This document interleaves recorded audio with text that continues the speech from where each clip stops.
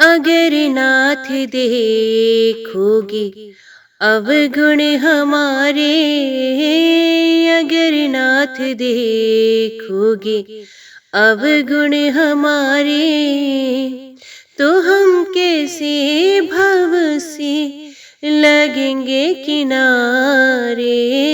अगर नाथ देखोगे अवगुण हमारे, अगर नाथ देखोगे अवगुण हमारे। जय श्री हरि। जय मां कंजक चैनल की तरफ से आप सभी को एकादशी की हार्दिक शुभकामनाएं। आज की वीडियो के माध्यम से एकादशी व्रत कथा आपके सामने प्रस्तुत करने जा रहे हैं। उम्मीद करती हूँ कथा का पूरा फल लेने हेतु आप कथा को शुरू से लेकर अंत तक जरूर श्रवण करेंगे, क्योंकि कथा का पूरा फल कथा को पूरा सुनने से ही मिलता है।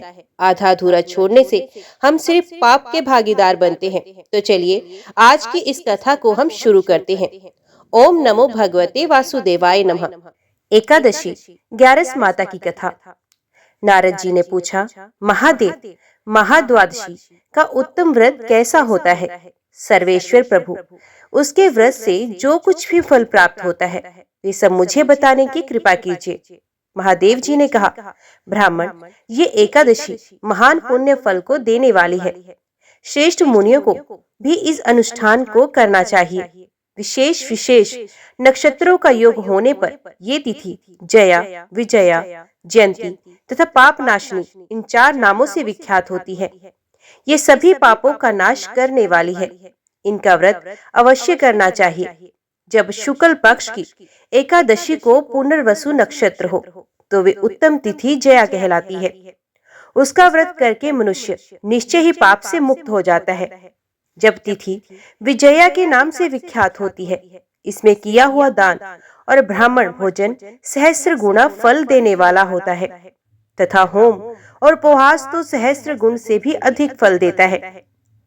जब शुक्ल पक्ष की द्वादशी को रोहिणी नक्षत्र हो तो वे तिथि जयंती कहलाती है। वे सब पापों को हरने वाली है। उस तिथि को पूजित होने पर भगवान श्री गोविंद निश्चय ही मनुष्य के सभी पापों को धो डालते हैं।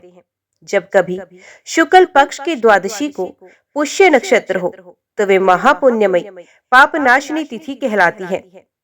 जो 1 वर्ष तक प्रतिदिन 1 प्रस्थ तिल दान करता है तथा जो केवल पाप नाशनी एकादशी को उपवास करता है, उन दोनों का पुण्य समान होता है।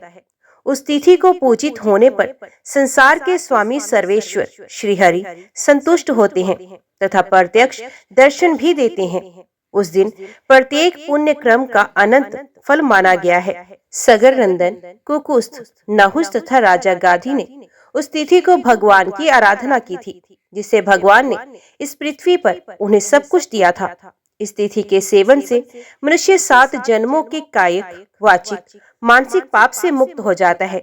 इसमें तनिक भी संदेह नहीं है। पुष्य नक्षत्र से युक्त एकमात्र पापनाशिनी एकादशी व्रत करके मनुष्य 1000 एकादशियों के व्रत का फल प्राप्त करता है। उस दिन स्नान, दान, जप, होम, स्वाध्याय और देव पूजा आदि जो कुछ भी किया जाता है उसका अक्षय फल माना गया है। इसलिए प्रयत्न पूर्वक इसका व्रत करना चाहिए। जिस समय धर्मात्मा राजा युधिष्ठिर पंचम अश्वमेघ यज्ञ का स्नान कर चुके, उस समय उन्होंने यदुवंश शिरोमणि भगवान श्री कृष्ण से इस प्रकार प्रश्न किया। युधिष्ठिर बोले, हे प्रभु, नक्त व्रत तथा एक भुक्त व्रत का पुण्य एवं फल क्या है? जनार्दन, ये सब मुझे बताइए। श्री भगवान ने कहा, हे कुंती नंदन, हेमंत ऋतु में जब परम कल्याण में मार्गशीर्ष मास आए तब उसके कृष्ण पक्ष की द्वादशी तिथि को उपवास करना चाहिए। उसकी विधि इस प्रकार है। दृढ़ता पूर्वक उत्तम व्रत का पालन करने वाला शुद्ध चित्त पुरुष दशमी को सदा एक भुक्त रहे अथवा शौच, संतोष आदि नियमों के पालन पूर्वक नक्त व्रत के स्वरूप को जानकर उसके अनुसार एक बार भोजन करे। दिन के 8वें भाग में जब सूर्य का तेज मंद पड़ जाता है उसे नक्त जानना चाहिए। रात को भोजन करना नक्त नहीं है। गृहस्थ के लिए तारों के दिखाई देने पर नक्त भोजन का विधान है और सन्यासी के लिए दिन के 8वें भाग में, क्योंकि उसके लिए रात में भोजन का निषेध है। कुंती नंदन, दशमी की रात व्यतीत होने पर एकादशी को प्रातः काल व्रत करने वाला पुरुष व्रत का नियम ग्रहण करे और सवेरे तथा मध्याह्न को पवित्रता के लिए स्नान करे। कुएं का स्नान निम्न श्रेणी का है। बावड़ी में स्नान करना मध्यम, पोखरी में उत्तम तथा नदी में उससे भी उत्तम माना गया है। जहाँ जल में खड़ा होने पर जल जंतु को पीड़ा होती हो, वहाँ स्नान करने पर पाप और पुण्य बराबर होता है। यदि जल को छान कर शुद्ध कर ले तो घर पर भी स्नान करना उत्तम माना गया है। इसलिए पांडव श्रेष्ठ घर पर उक्त विधि से स्नान करें। स्नान के पहले मंत्र पढ़कर शरीर में मृत्तिका लगाए। वसुंधरे, तुम्हारे ऊपर अश्व और रथ चलते हैं। भगवान विष्णु ने भी वामन अवतार धारण कर तुम्हें अपने पैरों से नापा था। मृत्तिके, मैंने पूर्व काल में जो पाप संचित किया हो, उस मेरे पाप को आप हर लीजिए। इस तरह कहते हुए आप स्नान कर सकते हैं। व्रती पुरुष को चाहिए ये एक चित और दृढ़ संकल्प होकर क्रोध तथा लोभ का परित्याग करे। अंत्यज, पाखंडी, मिथ्यावादी, ब्राह्मण निंदक, अगम्य स्त्री के साथ गमन करने वाले, अन्यान्य दुराचारी, परधनहारी तथा पर स्त्रीगामी मनुष्यों से वार्तालाप ना करें। भगवान केशव की पूजा करके उन्हें नैवेद्य भोग लगाएं। घर में भक्ति युक्त मन से दीपक जलाकर रख दें। पार्थ, उस दिन निद्रा और मैथुन का परित्याग करे। धर्मशास्त्र से मनोरंजन करते हुए संपूर्ण दिन व्यतीत करे। नृपश्रेष्ठ, भक्ति युक्त होकर रात्रि में जागरण करे। ब्राह्मण को दक्षिणा दें और प्रणाम करके उनसे त्रुटियों के लिए क्षमा मांगे। जैसी कृष्ण पक्ष की एकादशी है, वैसी ही शुक्ल पक्ष की भी है। इस विधि से उसका भी व्रत करना चाहिए। पार्थ, द्विज को उचित है कि वे शुक्ल और कृष्ण पक्ष की एकादशी के व्रती लोगों में भेद बुद्धि न उत्पन्न करे।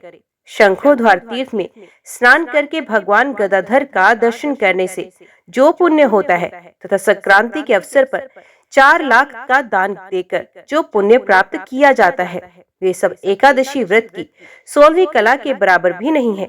प्रभास क्षेत्र में चंद्रमा और सूर्य के ग्रहण के अवसर पर स्नान दान से जो पुण्य होता है, वे निश्चय ही एकादशी को उपवास करने वाले मनुष्य को मिल जाता है। केदार क्षेत्र में जल पीने से पुनर्जन्म नहीं होता। एकादशी का भी ऐसा ही महात्म्य है। ये भी गर्भवास का निवारण करने वाली है। पृथ्वी पर अश्वमेध यज्ञ का जो फल होता है, इससे 100 गुना अधिक फल एकादशी व्रत करने वाले को मिलता है। जिसके घर में तपस्वी एवं श्रेष्ठ ब्राह्मण भोजन करते हैं, उसको जिस फल की प्राप्ति होती है, वे एकादशी व्रत करने वाले को भी अवश्य मिलता है। वेदांगों के परागामी विद्वान ब्राह्मण को सहस्त्र गोदान करने से जो पुण्य होता है, उससे 100 गुना पुण्य एकादशी व्रत करने वाले को प्राप्त होता है। इस प्रकार व्रती को वे पुण्य प्राप्त होता है जो देवताओं के लिए भी दुर्लभ है। रात को भोजन कर लेने पर उसे आधा पुण्य प्राप्त होता है तथा दिन में एक बार भोजन करने से देहधारियों को नक्त भोजन का आधा फल मिलता है। जीव जब तक भगवान विष्णु के प्रिय दिवस एकादशी को उपवास नहीं करता, तभी तक तीर्थ दान और नियम अपने महत्व की गर्जना करते हैं। इसलिए पांडव श्रेष्ठ, तुम इस व्रत का अनुष्ठान करो। कुंती नंदन, ये गोपनीय एवं उत्तम व्रत है जिसका मैंने तुमसे वर्णन किया है।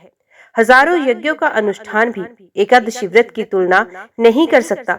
युधिष्ठिर ने पूछा, भगवान, पुण्यमयी एकादशी तिथि कैसे उत्पन्न हुई? इस संसार में क्यों पवित्र मानी गई तथा देवताओं को कैसे प्रिय हुई? श्री भगवान बोले, कुंती नंदन, प्राचीन समय की बात है। सतयुग में मोर नामक दानव रहता था।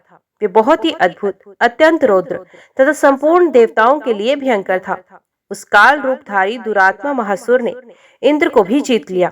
संपूर्ण देवता उसे परास्त होकर स्वर्ग से निकाले जा चुके थे और शंकित तथा भयभीत होकर पृथ्वी पर विचरा करते थे। एक दिन सब देवता महादेव जी के पास गए। वहाँ इंद्र ने भगवान शिव के आगे सारा हाल कह सुनाया। इंद्र बोले, हे महेश्वर, ये देवता स्वर्गलोक से भ्रष्ट होकर पृथ्वी पर विचर रहे हैं। मनुष्य में रहकर इनकी शोभा नहीं होती। देव, कोई उपाय बताए। देवता किसका सहारा ले? महादेव जी ने कहा, देवराज, जहाँ सबको शरण देने वाले, सबकी रक्षा में तत्पर रहने वाले जगत के स्वामी भगवान गरुड़ ध्वज विराजमान है, वहां जाओ, वे तुम लोगों की रक्षा करेंगे। भगवान श्री कृष्ण कहते हैं, युधिष्ठिर, महादेव जी की बात सुनकर परम बुद्धिमान देवराज इंद्र संपूर्ण देवताओं के साथ वहां गए। भगवान गदाधर क्षीर सागर के जल में सो रहे थे।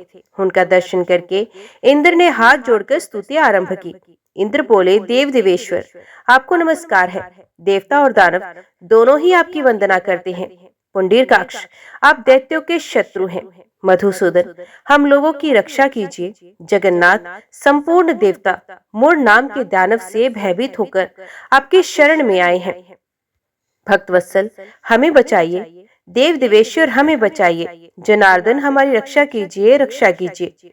दानवों का विनाश करने वाले कमल नयन, हमारी रक्षा कीजिए। प्रभु, हम सब लोग आपके समीप आए हैं, आपकी ही शरण में आ पड़े हैं। भगवान, शरण में आए हुए देवताओं की सहायता कीजिए। देव, आप ही पति, आप ही मति, आप ही कृता, आप ही कारण है, आप ही सब लोगों की माता और आप ही सब जगत के पिता हैं। भगवान, देव देवेश्वर, शरणागत वत्सल देवता भयभीत होकर आपकी शरण में आए हैं। प्रभु, अत्यंत उग्र स्वभाव वाले महाबली मोर नामक दैत्य ने संपूर्ण देवताओं को जीतकर इन्हें स्वर्ग से निकाल दिया है। इंद्र की बात सुनकर भगवान विष्णु बोले, देवराज, वे दानव कैसा है, उसका रूप और बल कैसा है, तथा उस दुष्ट के रहने का स्थान कहाँ है? इंद्र बोले, देवेश्वर, पूर्व काल में ब्रह्मा जी के वंश में तालजंग नामक एक महान असुर उत्पन्न हुआ था, जो अत्यंत भयंकर था। उसका पुत्र मूर दानव के नाम से विख्यात हुआ। वे भी अत्यंत उत्कट, महाप्रकर्मी और देवताओं के लिए भी भयंकर है। चंद्रावती नाम से प्रसिद्ध एक नगरी है, उसी में स्थान बनाकर वे निवास करता है। उस दैत्य ने समस्त देवताओं को परास्त करके स्वर्गलोक से बाहर कर दिया। उसने एक दूसरे ही इंद्र को स्वर्ग के सिंहासन पर बैठा दिया। अग्नि, चंद्रमा, सूर्य, वायु तथा वरुण भी उसने दूसरे ही बनाए हैं। जनार्दन, मैं सच्ची बात बता रहा हूँ, उसने सब कोई दूसरे ही बना दिए हैं। देवताओं को तो उसने प्रत्येक स्थान से वंचित कर दिया है। इंद्र का कथन सुनकर भगवान जनार्दन को बड़ा ही क्रोध आया। वे देवताओं को साथ लेकर चंद्रावती पुरी में गए। देवताओं ने देखा दैत्यराज बारंबार गर्जना कर रहा है। उससे परास्त होकर संपूर्ण देवता दसों दिशाओं में भाग गए। अब वे दानव भगवान विष्णु को देखकर बोला, खड़ा रहे, खड़ा रहे। उसकी ललकार सुनकर भगवान के नेत्र क्रोध से लाल हो गए। वे बोले, अरे दुराचारी दानव, मेरी इन भुजाओं को देख। ये कहकर श्री विष्णु ने अपने दिव्य बाणों से सामने आए हुए दुष्ट दानवों को मारना प्रारंभ किया। दानव भय से विवल हो उठे। पांडुनंदन, तत्पश्चात श्री विष्णु ने दैत्य सेना पर चक्र का प्रहार किया। उससे छिन्न भिन्न होकर सैकड़ों योद्धा मौत के मुख में चले गए। इसके बाद भगवान मधुसूदन बद्रिका आश्रम को चले गए। वहां सिंहावती नाम की गुफा थी, जो 12 योजन लंबी थी। पांडुनंदन, उस गुफा में एक ही दरवाजा था। भगवान विष्णु उसी में सो रहे थे। दानव मूर भगवान को मार डालने के उद्योग में लगा हुआ था, उनके पीछे लगा हुआ था। वहां पहुंचकर उसने भी उसी गुफा में प्रवेश किया। वहां भगवान को सोते देख उसे बड़ा हर्ष हुआ। उसने सोचा, ये दानवों को भय देने वाला देवता है, अतः निस्संदेह इसे मार डालूंगा। युधिष्ठिर दानव के इस प्रकार विचार करते ही भगवान विष्णु के शरीर से एक कन्या प्रकट हुई, जो बड़ी ही रूपवती, सौभाग्यशालिनी तथा दिव्य अस्त्र शस्त्रों से युक्त थी। वे भगवान के तेज के अंश से उत्पन्न हुई थी। उसका बल और पराक्रम महान था। युधिष्ठिर दानवराज मूर ने उस कन्या को देखा। कन्या ने युद्ध का विचार करके दानव के साथ युद्ध के लिए याचना की। युद्ध छिड़ गया। कन्या सब प्रकार की युद्ध कला में निपुण थी। वे मूर नामक महान असुर उसके हुंकार मात्र से राख का ढेर हो गया। दानव के मारे जाने पर भगवान जाग गए। उन्होंने दानव को धरती पर पड़ा देख पूछा, मेरा ये शत्रु अत्यंत उग्र और भयंकर था, किसने इसका वध किया? कन्या बोली, स्वामी, आपके ही प्रसाद से मैंने इस महादैत्य का वध कर दिया है। श्री भगवान ने कहा, कल्याणी, तुम्हारे इस क्रम से तीनों लोगों के मुनि और देवता आनंदित हुए हैं। अतः तुम्हारे मन में जैसी रुचि हो उसके अनुसार मुझसे कोई वर मांगो। देव दुर्लभ होने पर भी वे वर मैं तुम्हें दूंगा, इसमें तनिक भी संदेह नहीं है। वे कन्या साक्षात एकादशी ही थी। उसने कहा, प्रभु यदि आप प्रसन्न हैं तो मैं आपकी कृपा से सब तीर्थों में प्रधान, समस्त विघ्नों का नाश करने वाली तथा सब प्रकार की सिद्धि देने वाली देवी बन जाऊं। जनार्दन, जो लोग आप में भक्ति रखते हुए मेरे दिन को उपवास करेंगे उन्हें सब प्रकार की सिद्धि प्राप्त हो। माधव, जो लोग उपवास, नक्त अथवा एक भुक्त होकर मेरे व्रत का पालन करें उन्हें आप धन, धर्म और मोक्ष प्रदान कीजिए। श्री विष्णु बोले, कल्याणी, तुम जो कुछ कहती हो वे सब पूर्ण होगा। भगवान श्री कृष्ण कहते हैं, युधिष्ठिर, ऐसा वर पाकर महाव्रता एकादशी बहुत प्रसन्न हुई। दोनों पक्षों की एकादशी समान रूप से कल्याण करने वाली है। इसने शुक्ल और कृष्ण का भेद नहीं करना चाहिए। यदि उदय काल में थोड़ी सी एकादशी, मध्य में पूरी द्वादशी और अंत में किंचित त्रोदशी हो तो वे त्रिसप्शा कहलाती है। ये भगवान को बहुत ही प्रिय है। यदि एक त्रिसप्शा एकादशी को उपवास कर लिया जाए तो एक सहस्त्र एकादशी व्रतों का फल मिलता है तथा इसी प्रकार द्वादशी में पारण करने पर सहस्त्र गुना फल माना गया है। अष्टमी, एकादशी, षष्ठी, तृतीया और चतुर्दशी ये यदि पूर्व तिथि से विध हो तो उनमें व्रत नहीं करना चाहिए। परिवर्तनी तिथि से युक्त होने पर ही इनमें उपवास का विधान है।